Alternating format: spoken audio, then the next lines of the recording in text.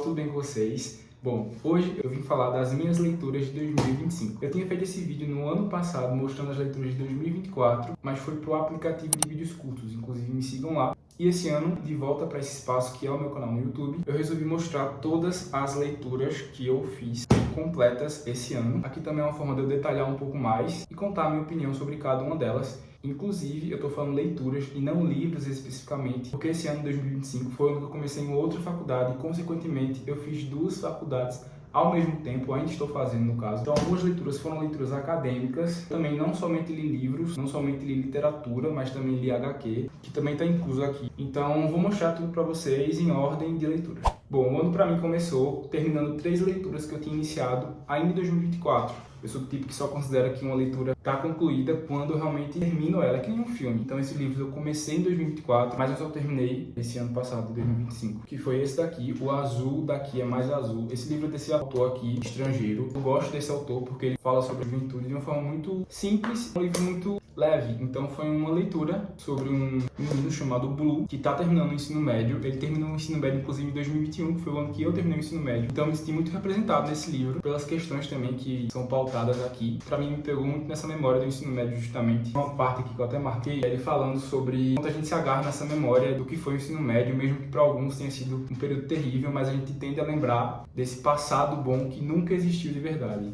E aí, esse livro me pegou em vários sentidos, porque justamente eu comecei a ler ele no final de 2024, que é quando o pessoal está terminando os ensinos médios. Eu sempre lembro de quando eu terminei o meu ensino médio, e essa fase entre final de ano e começo de um outro ano é muito nostálgico, e esse livro acendeu um pouco disso na história. Ele foi 4.5 estrelas para mim. Um outro livro que também eu trouxe de 2024 para 2025 foi esse livro aqui, que é um livro de contos de uma autora brasileira, Wendy Luiz. Eu não conhecia ela, mas ela é essa aqui, e é O Universo Tem uma Queda pelos Corajosos. Esse livro, ele é muito bonito, ele é o tipo de livro que eu levava na minha bolsa antes de ir pro estágio e lia tipo uma parte a cada dia, porque é bem curto o livro também, e aí são sobre temas da vida, e aí ela descreve de uma forma muito simples, muito fácil de entender também, mas não pouco sentida, sabe? Tem muito sentimento nesse livro e fala sobre a vida, e sobre enfrentar, sobre coragem, sobre a força do que é possível, e é basicamente um mantra, o tipo de livro para você ter na sua bolsa, para você ler um pedacinho ali a cada dia. 4 estrelas. E o outro e último livro que eu trouxe de leituras de 2024 para 2025 foi o grandioso Ainda Estou Aqui, que foi o livro que eu mais marquei em 2025. Esse livro eu li ele em conjunto com o próprio Marcelo Rubens Paiva, que é através do encerrado Clube do Livro do Felipe Neto. Para quem não sabe, o Felipe Neto tinha um clube de livro. Inclusive, eu era membro fundador do clube. Tem até uma carteirinha aqui, ó. Aí o Clube do Livro começou em 2024 e encerrou em 2025, infelizmente. Mas esse foi um dos livros que eu levo como leitura desse Clube do Livro. Os ganhos que o filme que foi baseado no livro já também falam por si só, do quanto essa história é incrível. E assim, se você gostou do filme, leia o livro, porque ele tem muitos mais detalhes, fala muito mais da ditadura e também dos sentimentos que essa família teve. Inclusive, ele fala mais detalhadamente o porquê que o filme e o livro se chamam Ainda Estou Aqui. É uma parte muito emocionante que não tem no filme, inclusive para vocês verem quanto eu marquei esse livro. Eu tenho uma página que eu li ela todinha. Enfim, muito bom. Sem dúvidas, 5 estrelas. E agora vamos para os livros iniciados justamente e terminados em 2025. O primeiro foi meu favorito do ano, De Onde Eles Vêm, do Jefferson Tenório. É um dos meus autores favoritos brasileiros. Eu justamente tinha lido em 2024, tenho até ele aqui, O Avesso da Pele, que ficou muito famoso. Tive muito interesse em continuar lendo as palavras desse autor nessa história aqui que fala sobre cotas raciais no Brasil. Uma história que se passa no universo acadêmico de um jovem negro no início dos anos 2000, que é justamente quando a lei de cotas surgiu. E esse livro me pegou em vários pontos, que inclusive me fez a querer conhecer mais do, até marcado aqui, ó, movimento estudantil. Eu conheci e comecei a fazer parte ativamente da UNE, da União Nacional dos Estudantes, por conta desse livro. E o mais massa desse livro é que o próprio personagem, ele também é um fã de livros, ele tá cursando letras, e essa história vai se destrinchando a partir desse título, De Onde Eles Vêm, que vai contar um pouco desses estudantes que não tiveram muito acesso a políticas públicas para entrar na universidade. Como eu disse, tem todo um drama também vivido além da vida acadêmica.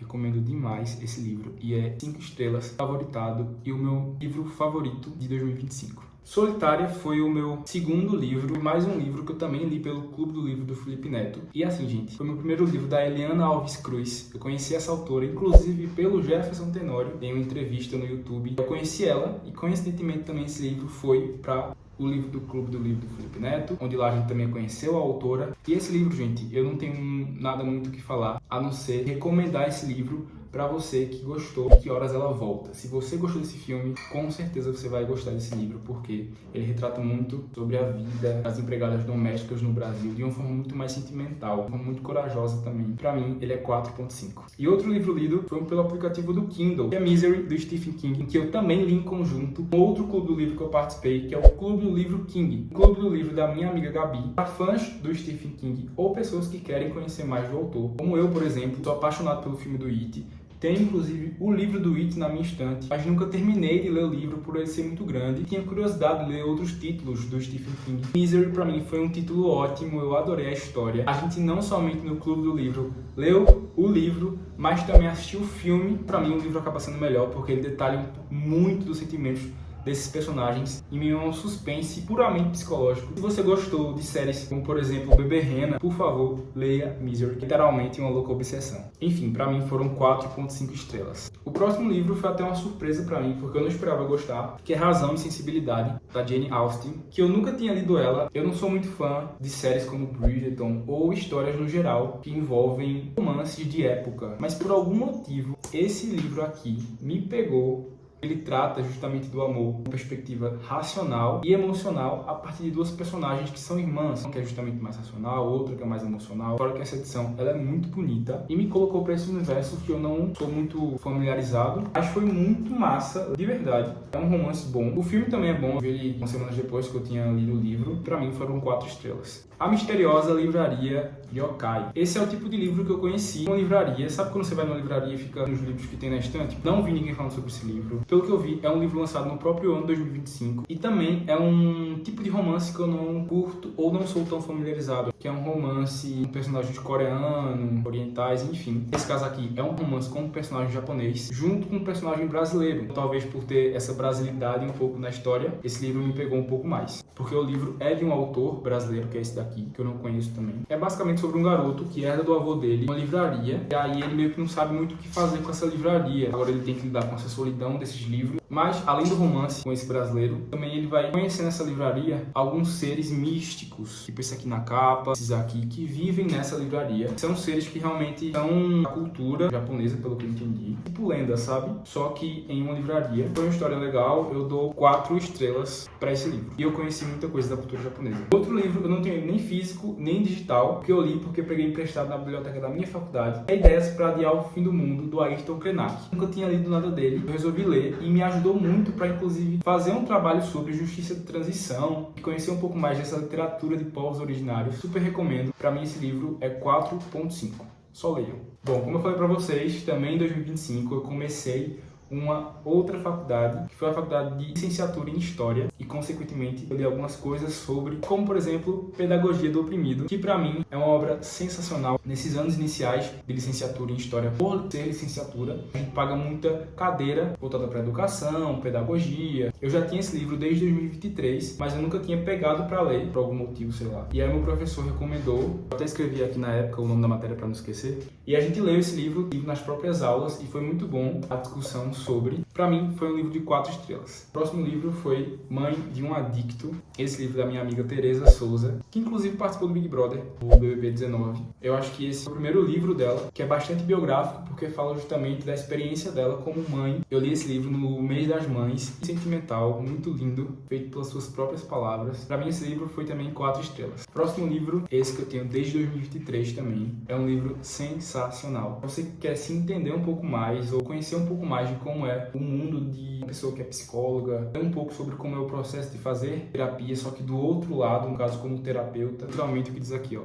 Uma terapeuta, o terapeuta dela e a vida de todos nós. Esse livro eu rabisquei bastante ele com lápis, porque tem várias falas, tem várias frases, nos faz refletir sobre o quão difícil é entender a mente humana sendo humano e lidando com suas próprias questões, sem romantizar tudo. Essa autora aqui, ó, não conhecia. Mas esse aqui que é um best-seller do New York Times. E não é por acaso, porque esse livro para mim foram 5 estrelas. Faria um vídeo só falando desse livro. Jornadas de descobertas nesse sentido dos afetos, que todo mundo deveria conversar com alguém. Eu vou te encontrar, foi minha primeira leitura desse autor, Harlan Coben. Eu não conhecia o autor, eu conheci através desse livro. A primeira frase do livro, que é essa daqui, ó: estou cumprindo o 5º ano de prisão perpétua por ter matado meu próprio filho. E eu quis saber do que se tratava. É um suspense também psicológico, um plot twist, assim, basicamente sobre um cara que foi acusado de matar o filho. Depois de 5 anos, cumprindo a prisão, a tia do filho dele leva pra esse cara que tá preso uma foto de um parque, e no fundo aparece o filho dele. E aí por aí a história vai desenrolando. Não posso falar muito porque não é spoiler. Tudo aqui é muito envolvente. Pra mim foi 5 estrelas. Bom, pra mim, esse é um dos livros mais históricos que eu tenho. É literalmente o livro mais caro que eu tenho na minha coleção. Eu gastei mais de R$200 nesse aqui, porque literalmente esse livro tem registros de uma década que eu não vivi. Muito provavelmente você também não viveu. Que é os famosos anos 80, o almanaque dos anos 80. Me instigou quando eu vi ele na livraria. Eu quis muito comprar, porque eu que gosto muito de filme, série, novela, que era um dos conteúdos que eu gravava aqui pra esse canal. Música, desenho, cantores, super-heróis. Esse livro tem de tudo. De Volta pro Futuro, de Odette Roitman, A Chacrinha. Esse livro passa por esses anos, por essas histórias, essas pessoas. Foi um ano muito rico, então esse livro carrega esse ano em cheio e é espetacular. Não tem como não ser 5 estrelas. O Amanhã Não Está à Venda foi mais um livro que eu li pelo Kindle, e mais um livro também do Ayrton Krenak. Esse aqui é mais curto e fala especificamente da pandemia e como o mundo mudou, em específico também os povos originários. Super recomendo também. 4.5 também. E eu finalizei o meu ano com 2 livros de uma autora que ficou muito famosa e muito lida esse ano também, a Freida McFadden. Eu não tinha lido antes nada dela. Li primeiro A Professora, depois li A Empregada, pra ver o filme também. E assim, que livro bom. Em 2024 eu li Verity, e A Empregada lembrou muito. Então se você gosta de Verity, lê A Empregada. Só que aqui, até achava que esse livro não ia ser tão bom por me lembrar muito Verity, mas aqui, do meio pro final, ele cria uma personalidade única que eu adorei. Diferentemente essa bomba aqui, que assim, eu não vou mentir, pelo título, né, me interessei mais por esse do que por A Empregada inicialmente, mas esse aqui, minha gente, só não foi o pior livro do meu ano, porque eu não gosto muito de falar mal de livros nesse sentido, de pior livro do ano. Pra mim são experiências, mas assim, a experiência que esse livro me trouxe foi uma experiência horrenda. Parecia que eu tava lendo uma fanfic, e uma fanfic ruim, mas depois dos 75% desse livro, o plot twist me pegou de um jeito que pra mim foi um dos melhores plot twists que eu já li em algum livro. Então, tipo assim, ele é muito ruim, a construção é muito devagar, um negócio que você fica assim, meu Deus, como é que eu tô lendo isso aqui? Eu de verdade nunca faria isso, mas eu tive vontade de rasgar esse livro todinho assim, ó, fazer. Eu literalmente xingava esse livro, botava um PQP, eu xinguei muito esse livro. Ó, aí dentro. Enfim, tem uns que eu não posso nem mostrar aqui porque é muito pesado. Tem spoiler também. Mas assim, como eu falei, só não foi ruim por conta do plot twist. Mas desses dois eu preferi A Empregada, com certeza. E eu pretendo ler mais livros dela também nesse ano 2026. Pausa que eu falei demais. Agora que eu mostrei os meus livros lidos, vamos para as HQs que eu li esse ano. Se você não gosta de HQ, quiser pular o vídeo, terminar, se você ficou, vai ter que ouvir eu falando. De super-herói. Desculpa.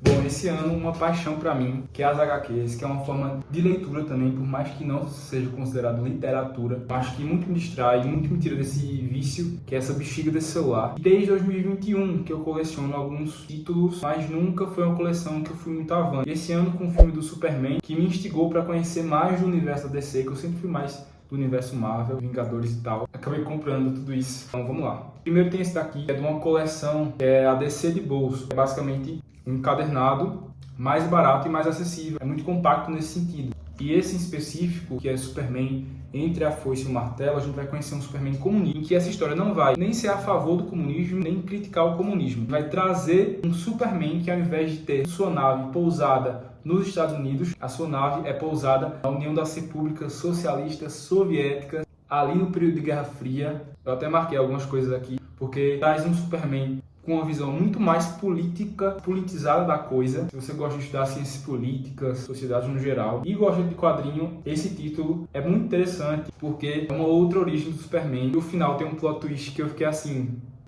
me surpreendeu. Ainda dessa coleção de DC de bolso, eu tenho esses outros dois também lidos nesse ano, 2025. Que é esse, que é um dos meus favoritos do Superman. Superman, As Quatro Estações. Basicamente, a gente vai ver a origem do Superman contada por 4 personagens, por isso 4 estações. O desenho aqui é muito bonito. Tem um sentimento de conforto, essa história. Os personagens muito bem descritos. Se não me engano, o Superman na visão do Lex Luthor, do pai dele, da Lois Lane e da Lana Lang, que é um antigo amor dele, quando ele ainda era jovem, enfim. enfim, essa HQ inclusive me incentivou a conhecer e assistir Smallville, que é uma série lá do começo dos anos 2000, que fala aí do Superman na adolescência. Enfim, ó, essa HQ é a minha favorita do Superman. Um outro dessa DC de bolso, muito engraçado porque essa coleção, ela meio que parece um livrinho. Então, enfim, essa daqui, ela não é do Superman, é do Batman. A história é super macabra, é bem psicológica. É um asilo que tem basicamente todos os vilões do Batman. E aí explora bastante dessa lucidez, ou não, que o Batman tem. Mas assim, tem imagens bem estranhas, macabras. É uma história que você não sabe se tá sendo real ou não. Eu gostei, mas não muito. Bom, agora vamos para as mensais. São títulos que saem mensalmente de determinado super-herói. E eu tinha muita curiosidade de ler o Superman do Jor-El, esse daqui que é o filho do Superman. Ele é um Superman super atualizado. Essa edição aqui, ela é a 5 de 63. Esse número aqui da frente são números que vão avançando. Então, a continuação dessa é essa daqui, que é a 6 de 64. Aqui conta quando o Superman ele saiu do planeta Terra e aí agora o filho dele vai ter que assumir o manto. E aí a cidade tá um caos. E ainda nesse com o filho do Superman, eu tenho o 7 de 65.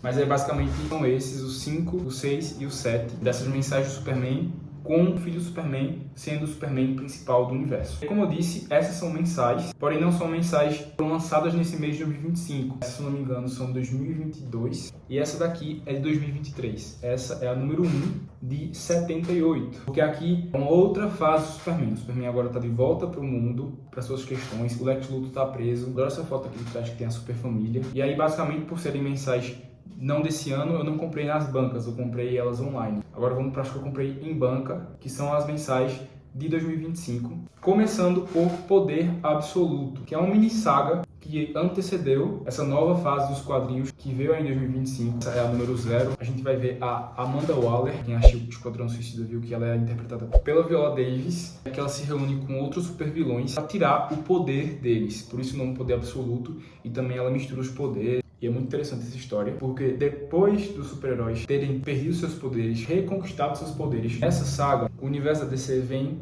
a partir desse quadrinho aqui, que eu super recomendo. Se quer começar a ler quadrinhos, comece, em especial, entender como está atualmente a fase da DC atual. Comece por esse. Esse, inclusive, eu comprei numa viagem que eu fiz para Brasília. Inclusive, eu gravei a viagem, tem vlog, vai ser postado em breve. Foi uma viagem acadêmica, mas nela eu acabei comprando esse quadrinho, que mostra agora como ficou o universo da DC depois dessa fase do poder absoluto. Agora é a fase sem limites, em que o universo ele se duplicou. Agora existem dois universos principais atualmente na DC: o universo sem limite, mas também o universo absoluto, o universo aí que está estourado nos Estados Unidos, que veio para o Brasil agora no ano 2025. Basicamente é um quadrinho de 2 capas, porque aí você começa lendo a história aqui, ó, e aí quando chega no meio você tem que virar para continuar a história desse outro lado. E aí basicamente são os personagens que a gente conhece, só que aqui numa versão sombria. E aí tá muito massa de acompanhar esses dois universos. E aí vamos lá, do Universo Sem Limites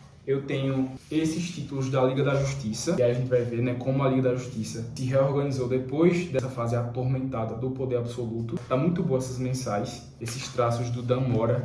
E aí eu tenho o número 1, número 2 e a número 3, e eu vou continuar comprando. Uma coisa legal é que essa Liga da Justiça, por ela ser desse universo sem limites, ela é uma clássica referência para quem assistiu a Liga da Justiça Sem Limites. Ó. Essa imagem aqui é literalmente a abertura da Liga da Justiça.